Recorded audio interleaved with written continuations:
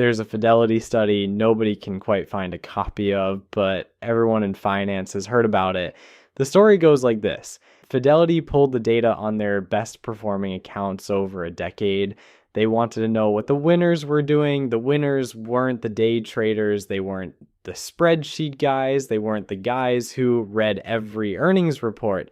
The winners were the people who had died and the people who had completely forgotten the accounts existed. The study might be apocryphal. The lesson isn't. The single most expensive thing the average investor does is try.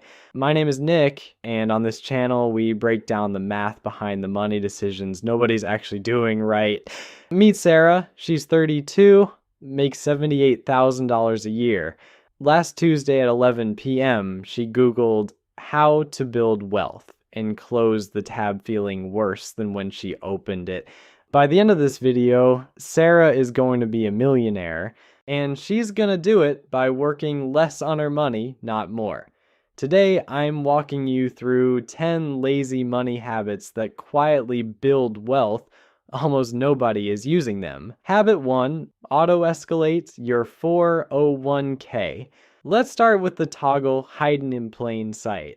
You've logged into your 401k maybe twice in the last 5 years. Both times you closed the tab without changing anything. There's a switch buried 3 menus deep that would have made $700,000 called auto escalation. You click it once, it bumps your contribution by 1% every January. You're done forever. Sarah turned this on at 32. She started at 4% of her income. 11 years later, she was contributing 15%.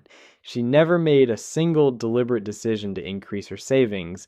The toggle did it for her. Here's the math.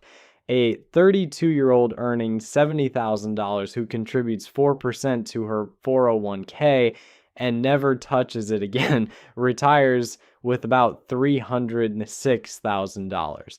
The same person who flips the auto-escalate switch retires with around $1.05 million. That's a $700,000 swing for one click. Vanguard's data shows only about 70% of plans with auto-enrollment also have auto-escalation, and even fewer workers turn it on. Why? Because nobody told them. The default is set to broke. Most people never change the default. You won't feel the 1% bump. It comes out before your paycheck hits. You'd never notice the money was missing, but in 30 years, your retirement account will. Habit 2, the Stealth IRA HSA. Now, while we're on the topic of accounts you're using completely wrong, let me introduce you to the most powerful retirement vehicle in the US tax code. I'll bet you $1 your HR department never explained it correctly. Right now, if you have an HSA, you're probably spending the money the second it hits the account. Copays, prescription pickups, the occasional pair of glasses, stop. Sarah has a coworker named Mike. Same job, same income. Mike's been doing exactly what I just described for 30 years. Sarah did something different. She maxed her HSA every year, $4,400 if you're single, $8,750 if you have a family. She invested the entire balance in index fund, and every major HSA provider lets you do this. Then she paid all her medical bills out of pocket and stuffed every receipt into a folder on Google Drive. Why? Because there is no statute of limitations on HSA reimbursement. You can pay for a $4,000 medical procedure today, save the receipt, let the money in your HSA grow tax-free for 30 years, and then reimburse yourself in 2056. The IRS literally cannot stop you. It's the only triple tax advantaged account in America. Tax deductible going in, tax-free growth, tax-free coming out. There is nothing else like it. Sarah and Mike are both 62 now. Mike's HSA has $4,000 in it. Sarah's has $890,000, all of it tax-free. According to the Employee Benefit Research Institute, only 15% of HSA holders actually invest the balance. The other 85% are Mike. They're sitting on top of the most powerful retirement account ever invented and using it like a debit card. Habit 3, the do nothing portfolio. Quick rehook.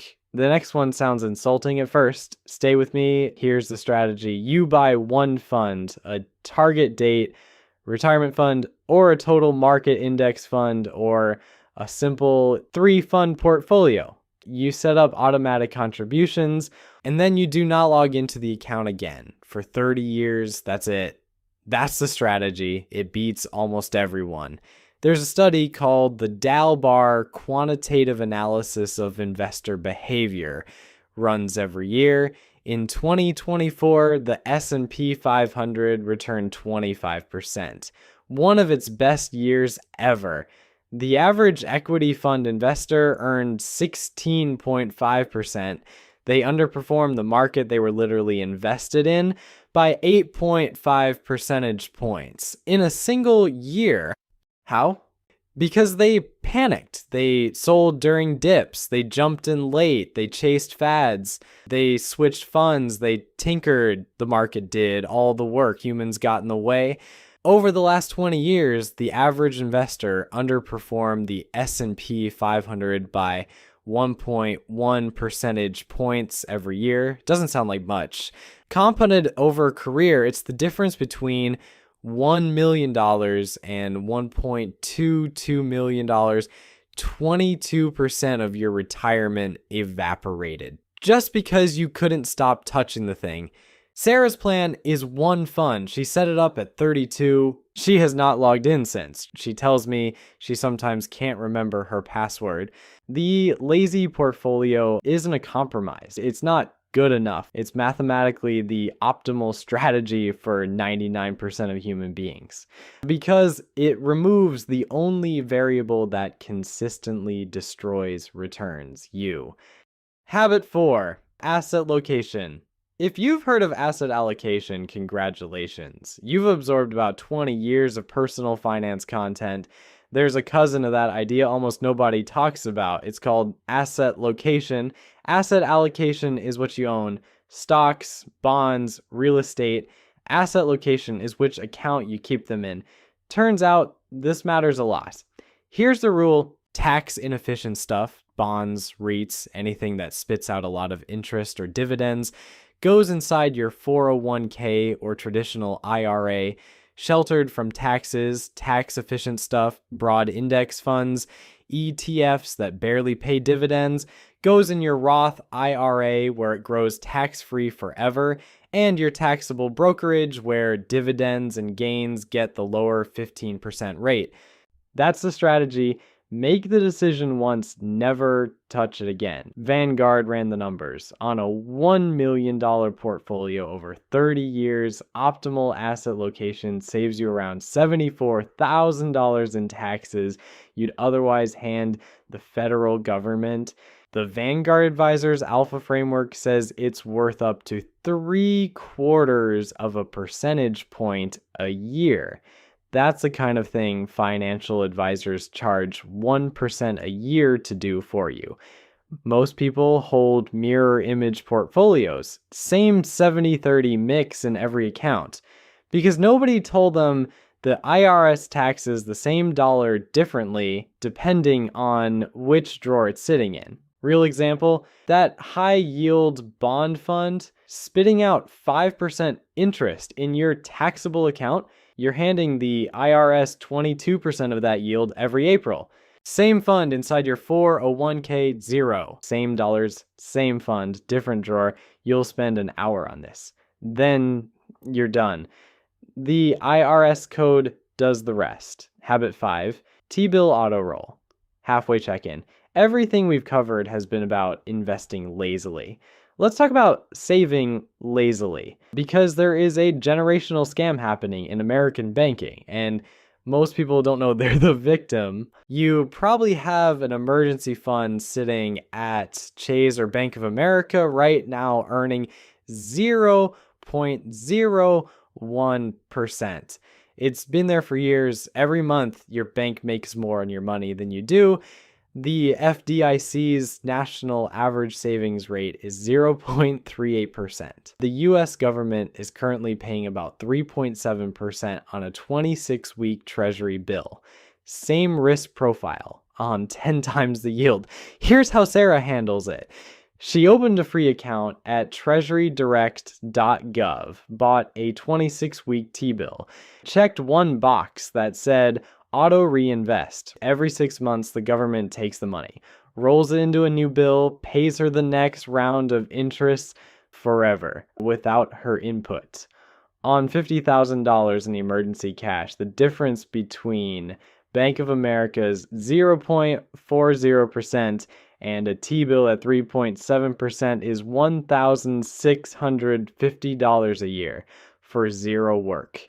US T-bill interest is also exempt from state income tax. So if you live in California or New York, the math is even better. I-bonds work similarly, currently paying 4.03%, backed by the US government, state tax-free, designed to beat inflation automatically. If your emergency fund is sitting at a big bank earning nothing, you are not saving. You are tipping a multi-billion-dollar institution for the privilege of holding your cash. The default is set to broke. Change the default. Habit 6, the 529 to Roth rollover. If you're still here, you're already in the top 5% of people who'll actually do something with this. The next 4 habits are where the real money hides. This one is so new, your accountant might not know about it yet. In December 2022, Congress quietly passed a law called Secure 2.0. Buried inside was a provision that became active in January 2024. It solves the biggest problem with 529 college savings accounts. What happens if your kid doesn't use all the money? For decades, the answer was pay a 10% penalty plus taxes to get it out. So parents underfunded 529s out of fear. Now you can roll up to $35,000 of leftover 529 money directly into the kid's Roth IRA. No penalty, no taxes, limited to the annual Roth IRA contribution amount each year. Here's why this is insane. Roth IRAs have income limits. If your kid grows up to be a software engineer making $200,000, she's locked out of contributing to a Roth. But this rollover, no income limit. None. You can fund a Roth IRA for a high-earning adult child who otherwise couldn't touch one. Run the numbers. $35,000 dropped into a 22-year-old's Roth IRA. Never another contribution. 7% returns until she's 65. That account becomes $617,000, tax-free forever. You filled out one form. The kid will retire with most of $1 million. The 529 has to be 15 years old. The contributions you're rolling have to be 5 years old. So if you have young kids and no 529 yet, opening one just to start the 15-year clock might be the highest leverage thing you do this year, even with $50 in it. Habit 7, direct indexing. Now we get into the stuff that used to be reserved for rich people, and isn't anymore. Here's how a normal index fund works. You buy VOO. You own all 500 companies in the S&P 500 in one neat bundle. End of story. Here's how direct indexing works. The platform buys all 500 individual stocks for you. You still own the S&P 500. Same exposure. But now there's a little robot watching every single position. Whenever any individual stock dips below what you paid for it, the robot sells it, immediately buys a similar stock to keep your exposure intact, and banks the loss. That loss can offset capital gains elsewhere in your life, a stock sale, the sale of a business, a real estate deal, or up to $3,000 of your regular income every single year. You do nothing. The robot does everything. Schwab, Fidelity, Wealthfront, Vanguard, they all offer this now. Low fees, no real minimums. 5 years ago, you needed $1 million to access this. Today, you need maybe $5,000. Vanguard's research says direct indexing adds up to 1 to 2 percentage points of after-tax return per year compared to a regular ETF. On a $100,000 taxable account growing at 8% with $20,000 a year in contributions over 30 years, that 1 point edge becomes around a $350,000 difference in ending wealth for less effort than buying a regular index fund, because the robot is doing the part you weren't going to do anyway. Habit 8. The mega backdoor Roth rehook. If you work at a company with a halfway decent 401k, this next one might be the most powerful tax move you'll ever make. There's roughly a 50% chance you have access to it. There's a near 100% chance nobody told you. It's called the mega backdoor Roth. Bear with the name. The strategy is the point. Here's the deal. The IRS limits your 401k employee contributions to $24,500 in 2026. Most people stop there. They shouldn't. The actual ceiling on your 401k is $72,000. Your $24,500 plus your employer's match, plus a bucket nobody told you about. That bucket is the trick. That bucket can be filled with what's called after-tax contributions. And in plans that allow it, those after-tax dollars get automatically converted into a Roth IRA every paycheck on autopilot. That's an extra $30,000 to $47,000 per year of Roth contributions on top of what you're already doing. Compared to the normal $7,500 Roth IRA limit, you've just multiplied your Roth space by 6.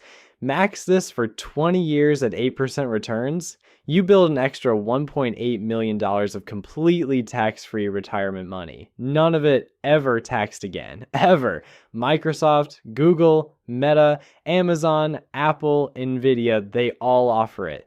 The Plan Sponsor Council estimates roughly half of all large 401k plans support it. Most workers at those companies have no idea. Call HR on Monday, ask, does our plan allow after-tax contributions and either in-plan Roth conversions or in-service withdrawals? If they say yes, you just unlock the most powerful retirement tool in the country. Probably none of your coworkers are using it. Habit 9, the Roth conversion ladder.